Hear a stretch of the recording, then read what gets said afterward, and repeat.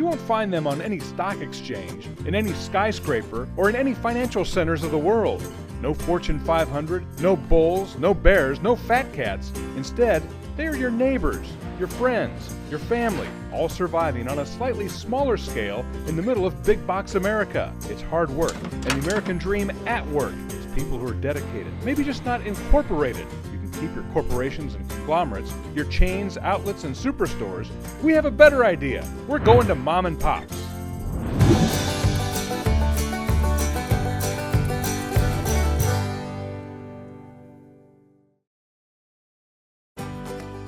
Our first stop is a magical spot that'll take you on a trip back in time.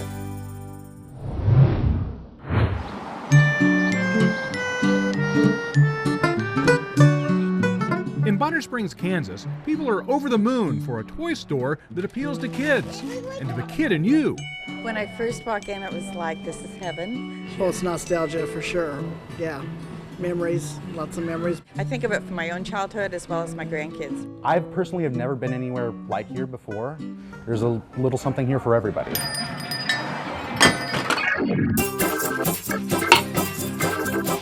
Moon Marble is the creation of Bruce Breslow. Head on in, folks. Head on in. Bruce's interests are pretty much the same today as they were in the 1950s in Atlantic City, New Jersey. Growing up as a kid on the boardwalk and seeing all that, those stores with all that stuff in it, you know, radiometers in the windows and giant stuffed animals. A lot of this toy store, he kind of tried to model after a toy store that he remembered going to when he was a kid. I loved these when I was a kid.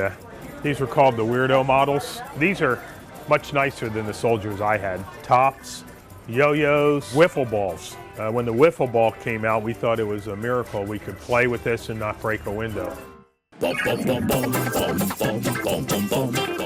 Bruce has worked here for 3 decades, but this Bonner building hasn't always been this colorful or filled with so much fun. We did custom woodworking, we built cabinets and furniture, and I had a lot of scrap hardwood sitting around. So I started gluing up the boards, making game boards like solitaire, mancala, Chinese checkers, and I needed marbles for the playing pieces. A few weeks later, the semi-truck backed up to the back dock door. I bought 85,000 marbles. Next thing you knew, people were coming here looking for the guy with all the marbles. That's when we decided to have a toy store. Moon Marble is about 20 years old. The marbles themselves go back a bit further. They find marbles among the belongings of prehistoric people. They find mineral spheres. To caveman, cave woman, cave child, play marbles on Saturday night? Well, I don't know. Now the moon has millions of marbles with almost as many names. Bumblebees and Puries and Cub Scouts and Clearys and Cheesies and Cherry Bombs. Don't forget about Twisters, Superheroes, Blue Dolphins, Parrots, and Redbeards. Here's the thing about marble names. If it has a name and you think it looks like something else, you rename it. That's your prerogative. That's why one marble may have 3, 4, 5, 6 names. And nobody's right. You know, everybody's right. The names for marbles are unlimited, and so are the uses. In terms of playing marbles, it's very similar to just playing cards in that everybody has their own different way of playing. People use marbles in Chinese checkerboards, Wahoo. There's games that you can play with marbles and dice. In terms of the handmade marbles, a lot of those are going to be more collector items, you know, little works of art that people just enjoy looking at. Good morning, everybody. How are you all doing today? Cool. My name is David. I'll be making a marble for you all today. Marble Moon is more than a toy store. The art of the marble is also on display. So I'll go ahead and take this out, let the ends kind of cool off a little bit. I'm slowly going to start to twist and stretch this. David Chateau's interest in marble making started years ago, and it started right here. My family and I, we just came in here, gathered around the workbench and watched Bruce make a marble. And after that, my father and I, we just kind of looked at each other, said we have to try that. Now you can really only shape half of a marble at any given point, because there's always going to be a rod in the way. The tools have improved over the years. This is what my mold looked like. Looked like Noah's spoon off the ark. And so have the results. I consider this my first marble. I like to tell the kids, you could only go one direction from here, and that's up. But what hasn't changed is Bruce's love for nostalgia and his dedication to using his happy memories to bring joy to others. When you come in, I want you to come in and I want you to feel happy, and I like to make sure that that moves on forward, that there's still that creativity, there's still that mystery when you find something new. I still think interaction with each other and getting along, and that's still going to be the key to our world's success, is let's get along and have fun. Have you ever lost your marbles? It's believed that phrase originated in the United States in the 1800s. The word marbles also referred to a person's belongings. Whether it was the stress of a child losing a toy or someone losing their personal effects, the term eventually evolved into what it means today. If you've lost your marbles, you've lost your mind. Coming up next, we make our way out of town for some farm fresh air and a favorite American snack.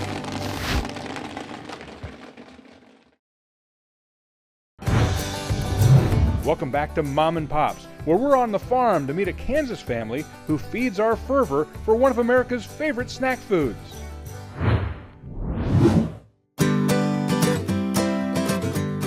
There's one family with two businesses on Road V, just off Highway 9 in Whiting, Kansas. You could say one popped up from the other. My grandparents, Gary and Marion Schlegel, been farming here since the 1960s. He had a tax business on the side the whole time. Way back in 1968, I grew some popcorn for the family, and I grew too much.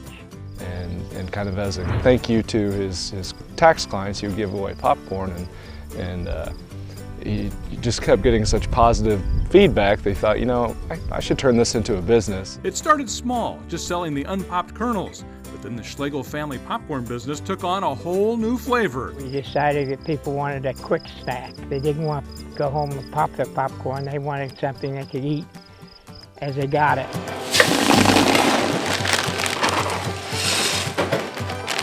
A caramel recipe from Gary Schlegel's grandma was the first, and is still the most popular. You started off with a few flavors, probably 5 or 6. Caramel, cheddar, cinnamon. Cinnamon's real popular. Over the years, we've added and subtracted a lot of flavors. Today there are over 20 varieties. Sweet, like butterscotch, cotton candy, and green apple, to savory, and even spicy. Those are the flavors that stuck. There were others that this tax man was forced to audit. Root beer popcorn, spearmint popcorn. Watermelon was one flavor. You can imagine black licorice popcorn was not the most popular. I didn't like it. Nacho popcorn, we've had sour cream and chives popcorn. That's kind of one of the things that's unique about us is we just experiment with new flavors, see what sticks.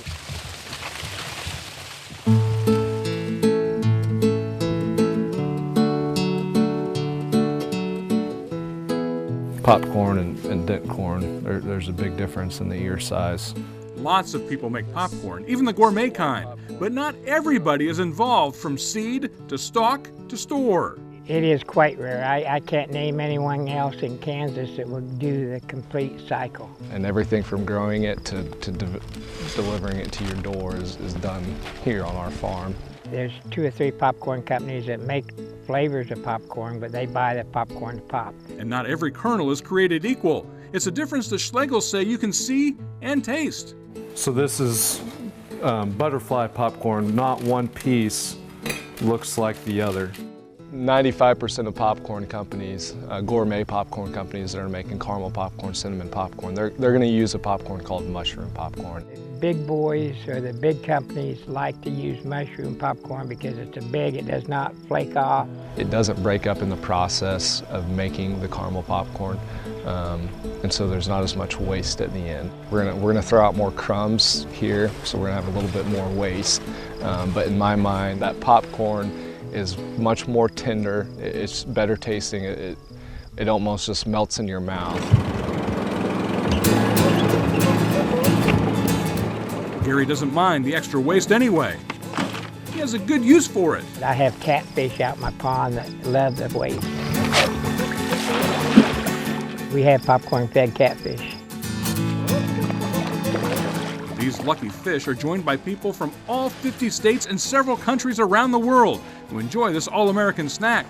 Popcorn's appeal is universal, but it's the farm and the family that makes Schlegel's special. I genuinely love popcorn, and our family genuinely loves popcorn. It's the best popcorn that there is. Well, I just grew up on it. We have popcorn every evening before we go to bed. That was probably even before television.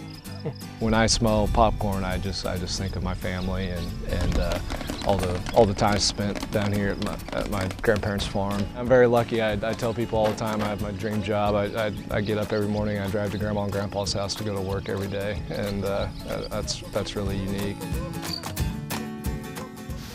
The popcorn industry endured a major slump in the early 1950s when ticket sales at movie theaters dropped due to the explosion of television sets in American homes.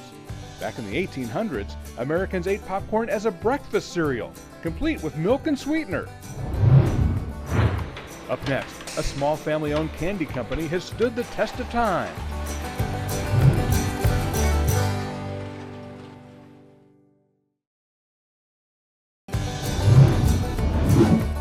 Welcome back to Mom and Pops. Now we satisfy our sweet tooth with a popular old-fashioned candy.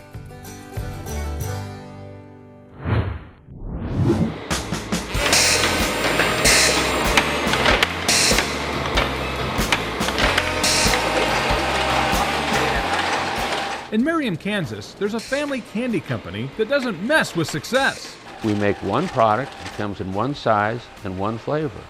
I don't know of another company in the world that does that. It's the original Cypher's Valomilk Candy Cup. V for vanilla, aloe for marshmallow, and cup to describe it as a creamy flowing marshmallow in 2 pure milk chocolate cups. The chocolate and marshmallow are mixed with over 100 years of history. Candy technologist Russell Cyphers is now in charge of the family legacy that spans 5 generations. There was nothing like it then, there still isn't anything like it now.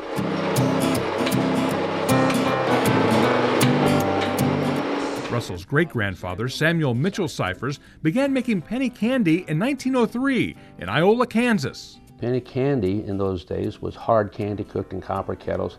Put a penny on the counter and you got a little sack full of hard candy. In 1916, Russell's grandfather, Harry Cyphers, moved the company to Kansas City. That's where the Valomilk Candy Cup was invented, by accident, in 1931. And the story is, well, intoxicating. One day, a man named Tommy, who was cooking the marshmallow, got a little tipsy. Candy makers in the old days were known for their tipsiness because flavorings had a high alcohol content. Well, this time Tommy got just a little too much tippy and the marshmallow didn't set up no matter what it cooled down. It just remained running. My grandfather, not wanting to waste anything, decided to take scoops of the running marshmallow, put it in a chocolate cup, put the chocolate in, scoop the marshmallow, put chocolate on top, let it cool down, and there you go. That marshmallow mistake gave Valomilk its signature taste and the company line. We have a saying, the first bite says it all. When it runs down your chin, you know it's a Valomilk.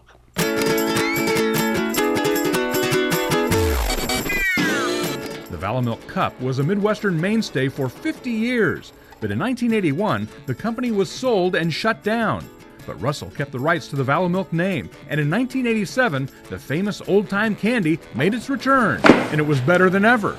I talked it over with my dad, who had long retired, and he said, Russ, if you bring Valomilks back, make them the best you know how, and don't worry about the cost.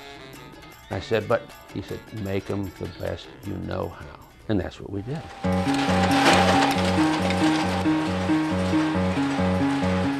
Today, it's up to Russell's son Dave to continue this sweet science. Only the best ingredients are used, regardless of cost. From the chocolate to the pure vanilla, pan-dried egg whites, they're all more expensive ingredients because they're a higher quality, but you can taste that quality in the end result. And much of the process is still done by hand, one batch at a time. We do hand tempering in the factory, so it's an art and a science. We pour it into our tempering pails, and then with a thermometer and a hand stirring spatula, we cool the chocolate down to the optimum temperature. Not many candy companies do hand tempering anymore. They use computer control machines, which gives you a middle grade temper. It's good. but we like to look at it as a little bit of artwork in there. The result is nostalgia you can taste. We receive tons of letters, now emails. I remember that product growing up when I was a little kid. That was a big part of what got us back in the market, is the folks that remembered us were happy to see us back on the market. I think that they like the old-fashioned natural quality of the ingredients, the fact that it's nostalgic, the fact that it's still kind of mostly handmade, and we're a little family company and it's 5th generation. The Valamilk lovers come in 2 categories, and it's the people that really love the marshmallow and can't get enough of that. And then you have the other people that are just chocolate aficionados, and they recognize a good quality chocolate. Whether you're Team Chocolate or Team Marshmallow, what's most appealing about a Valamilk may just be the family tradition behind them. What's been really important is the fact that this is a family business. The fact that we can come in and do something that most people have never seen, you know, making candy, tempering chocolate, putting our heart and soul into making a good product. Being a small, tiny, regional candy company is difficult, but we do it with a passion because we love our product and we love our fans. Americans are loyal to their favorite candy. Did you know 65% of American candy bars were introduced more than 50 years ago? Our candy consumption has met its match, though. Germans eat twice as much candy as we do in the U.S. Up next, this family doesn't make sweet treats, they make them a lot more fun.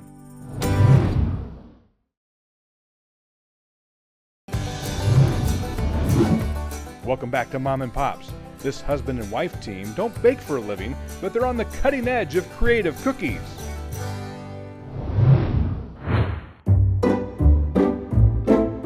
So this is a corgi, we have a poodle, a dachshund. Of course, there's always baseball and football, so we have all those shapes, a baseball glove. This is a crown. Crown is a popular shape for Mardi Gras time. The possibilities are endless. Christmas is past, but they still need their leg lamps. We have so many fruits, banana.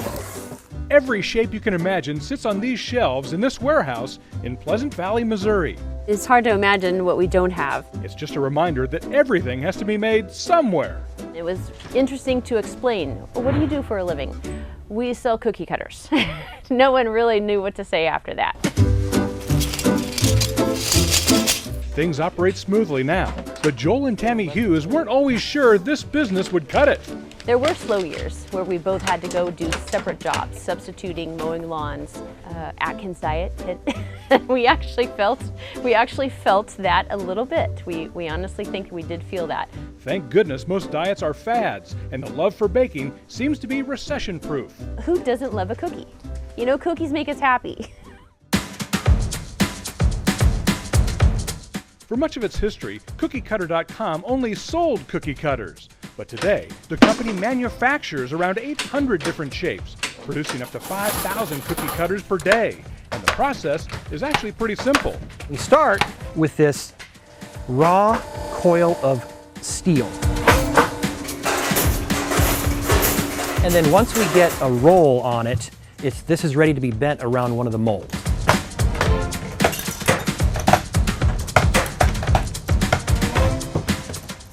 So if we manufacture 800 cookie cutters, we need 800 molds. And sometimes these things get big and they get heavy. The more high volume shapes are created on this hydraulic machine.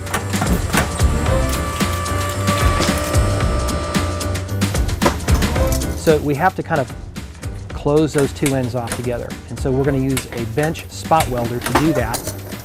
Joel also uses 3D printers to create plastic molds, which is a faster and cheaper way to keep up with the latest trends for his cookie-crazy customers and for a growing and creative cookie culture. So I've designed a couple of fun Christmas character cookies that I thought I could show you step by step how to create them pretty simply. There's these amazingly talented cookiers, we call them. That's not really a real word, but it is in the cookie world. There's Sweet Sugar Belle, Artie Magoo, Lila Lola. They're well-known cookiers on the internet. That's how our cookiers are learning what they know. And we're going to use piping icing to outline The cookie. I mean, you would look at a cookie sometimes and think that it's actually a painting. It's almost like you don't want to eat the cookie. I've had one of those cookies before at a cookie swap, and I didn't want to eat it because it was so pretty. There is such an encouragement, and they want everyone to succeed. So they're sharing techniques. You know, they learn how to do something very special, and they want to teach others how to do it. I think that is why cooking is spreading, and there's more people wanting to do that. And that's good for business, but it means more than that for Joel and Tammy, because it's not about making cookie cutters or even making cookies. It's about helping others make memories. We love to see what they make, because it kind of gives us a little bit of pride of, hey, you know, we were able to help them reach a goal or make a memory. So that makes us happy. Early American tinsmiths began making cookie cutters by hand back in the 1700s, but Christmas cookies date back to medieval Europe. The largest cookie ever made measured 8,000 square feet and weighed 40,000 pounds. Thanks for joining us. As you can see, bigger isn't always better. Instead, it's the small business that's the true backbone of American industry. We salute the American dreamers who have bet on themselves and contributed to their communities, all while adding a touch of character for the consumer. We'll see you next time on Mom and Pops.